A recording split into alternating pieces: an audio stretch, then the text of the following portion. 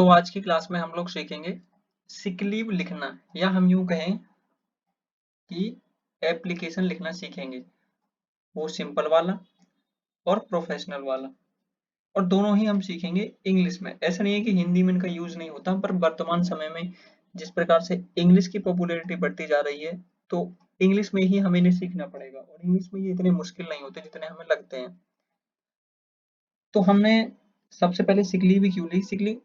Sick leave सबसे आसान होती है लिखना, मतलब आप दो चार बार पढ़ेंगे, दो चार बार लिखेंगे, इसकी जरूरत तो पड़ती है। आप स्कूल में हो, कॉलेज में हो, या प्रोफेशनल काम करते हो। जैसे प्रोफेशनल से मेरे कहने का मतलब है अदर पर्पज, जैसे ऑफिस वगैरह में, कंपनियों में काम करते हैं, तो उसके लिए सिंपल से मैंने आपको बता ही दिया कि ये स्कूल कॉलेज वाला पर्पज होता है, इंस्टीट्यूट टाइप का। और प्रोफेशनल वाला तो मैंने आपको बता ही दिया। और सिक लीव हम इसलिए सीख रहे हैं क्योंकि सिक लीव ही बेसिक होता है। जैसे हम करते हैं ना एक दो तीन, वैसे एक जो होता है वो सिक लीव ही होती है। हम पहले सिक लीव सीखेंगे, सिंपल बेसिक वाली, फिर एडवांस वाली। तो पहले जो हमारी सिक लीव है, उसकी शुरुआत हमेशा होती है टू से,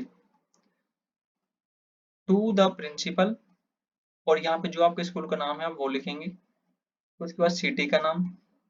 ये एक फॉर्मेट है, मतलब आप इसमें अगर अपना चीज, जैसे आपने यहाँ पे अपने स्कूल का नाम डाला, अपनी सिटी का नाम डाला, फिर ये सेम टू सेम है, फिर यहाँ पे आपने अपना नाम डाला, आपने क्लास डाली, तो इसको आप भी ऐसे ही लिख के अपनी जगह डाल के और उसको आगे सेंड कर सकते हैं। तो इसलिए मैं आपको इस फॉर्मेट में सिखा रहा हूँ कि आप भी इसका यूज करें, लिखें इसे।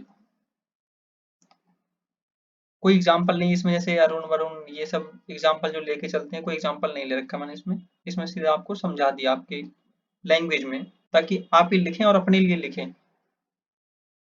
तो चलिए देखते हैं। सबसे पहले लिखते हैं टू, फिर टू द प्रिंसिपल। प्रिंसिपल की स्पेलिंग पे गौर करना। फिर स्कूल नेम लिखेंगे, फिर सिटी नेम लिखेंगे। उसके बाद हम लिखेंगे सब्जेक्ट। सब्जेक्ट लिखना बहुत अनिवार्य होता है, क्योंकि सब्जेक्ट नहीं लिखोगे तो कैसे पता लगेगा कि एप्लीकेशन किसको लिख रहे हैं, किस बारे में लिख रहे हैं। भाई सब्जेक्ट तो होना चाहिए ना, कि हम किस लिए लिख रहे हैं, हमें ऐसा क्या जरूरत पड़ेगी कि हम एप्लीकेशन लिख रहे हैं। तो ये सिक लीव की एप्लीकेशन है। उसके बाद हम आगे बढ़े तो आगे हम लिखेंगे रिस्पेक्टेड सर मैडम। अगर सामने वाला आपको पता है कि सर है, तो आप ये मैडम नहीं लिखेंगे। बाकी हमने ये जो स्लैश इसलिए लगाया है ताकि, इसको इसलिए लगाया है ताकि वो सर हो या मैडम हो, वो दोनों में काम कर जाता है ये। आई एम, अपना नाम लिख दें जो भी आपका नाम हो। अ स्टूडेंट ऑफ क्लास, जो भी आपकी क्लास हो। I am not feeling well and won't be able to attend school. अगर आप कॉलेज में पढ़ते हो तो यहाँ पे कॉलेज लिख देना। कॉलेज ऑन, अब जो तारीख जिस दिन आप ना अटेंड कर सके स्कूल, तो वो तारीख लिख देंगे आप। Kindly grant me leave for, जितने दिन की छुट्टी चाहिए, एक दो तीन, वैसे बेसिकली एक दो दिन की होती है सिक लीव, तो वो दिन लिख दिए। और लिखते हैं I shall be thankful to you. उसके बाद लिखेंगे योर्स ओबिडेंटली। इनको भी जरा गौर करना, ये योर्स ओबिडेंटली जो होती है, इसकी स्पेलिंग में कई बार गलती हो जाती है। और ये लाइन भी थोड़ी याद कर लेना यार, रट लेना इसको, क्योंकि ये एप्लीकेशन में मेनली क्या होता है कि फॉर्मेट सारा एक जैसा ही होता है, और उसके बाद बस उनको कॉपी पेस्ट करना पड़ता है। फिर उसके बाद हम लिखेंगे अपना नाम, अपना रोल नंबर, और अपनी जो जिस तारीख को हम ये एप्लीकेशन लिख रहे हैं वो डेट। तो ऐसे कर लेंगे। अब ये हो गई स्कूल वाली। इसमें अगर आप थोड़ी बहुत कुछ गलती कर देते तो कोई बात नहीं, चल जाती, क्योंकि ये सिंपल वाली में गिनती होती है इसकी, स्कूल कॉलेज में मतलब सिंपल वाली। अब हम आते हैं थोड़ी प्रोफेशनल वाली में। तो प्रोफेशनल वाली ऐसे स्टार्ट होती है। ये उस पर्पज के लिए होती है, जैसे ऑफिस कॉलेज वगैरह होते हैं ना, सॉरी कॉलेज कह रहा हूँ, ऑफिस या हम जो काम वाम पे जाते हैं उसके लिए। तो पहले लिखेंगे टू, फिर द मैनेजर प्रिंसिपल, या इसमें मैंने स्कूल का भी थोड़ा जिक्र कर दिया, एचआर हेड जो भी है। फिर अपनी कंपनी का नाम लिखेंगे, फिर सिटी का नाम जिस शहर में है, फिर उसके बाद लिखेंगे आप सब्जेक्ट सिक लीव रिक्वेस्ट, यानी कि हम यहाँ पे रिक्वेस्ट, अब देखो यहाँ पे सिक लीव एप्लीकेशन और सिक लीव रिक्वेस्ट। प्रोफेशनल में यही होता है कि हमें थोड़ा ना ज्यादा प्रोफेशनली वर्डों का यूज करना पड़ता है। जैसे आई वॉन्ट, पर हम प्रोफेशनल में ये नहीं लिखेंगे, हम प्रोफेशनल में लिखेंगे I would like respected sir madam, I am अपना नाम, वर्किंग एज अ, यहाँ पे अपने वो लिख देना जो भी आप वर्क करते हैं। ये स्टूडेंट वाला तो हटा देना क्योंकि ये तो प्रोफेशनल में वैसे आ जाता है, अगर आप लिखना चाहो तो आप ऐसे, हाँ, स्कूल कॉलेज वाले अगर ऐसे लिखना चाहें तो वो ऐसे भी लिख सकते हैं क्योंकि प्रोफेशनल माना जाएगा फिर वो क्योंकि थोड़ी क्वालिटी बढ़ गई ना आपकी। अब आप बच्चों की तरह नहीं लिखना चाहते तो मत लिखो भाई, प्रोफेशनल लिखो, बात तो वही है। At your company I am feeling unwell due to mild fever, जो बीमारी है उसको नाम लिख दिया यहाँ पे, viral infection, health issue and will not be able to attend, जो आपका वर्क है। अब यहाँ से स्टार्टिंग डेट, यहाँ पे फ्रॉम भी लिखना है, ठीक है, फ्रॉम किस तारीख से और किस तक।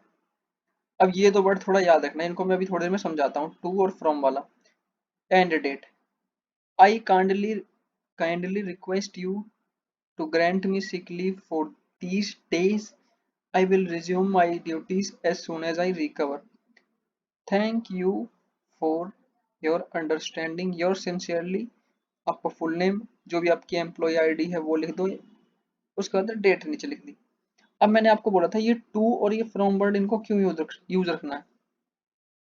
मेनली जब हम, अब जैसे सिक लीव थी, सिक लीव में तो ये चल जाता है टू द, ये एक आम होती है, पर जब हम प्रोफेशनल में और भी लिखते हैं, जैसे हम पुलिस को लिखते हैं या उस किसी को लिखते हैं। अब कई लोग ये सोचते हैं कि एप्लीकेशन तो यार 11वीं 12वीं तक 10वीं तक ही ठीक है, उसके बाद क्या, पर रियलिटी ये मानो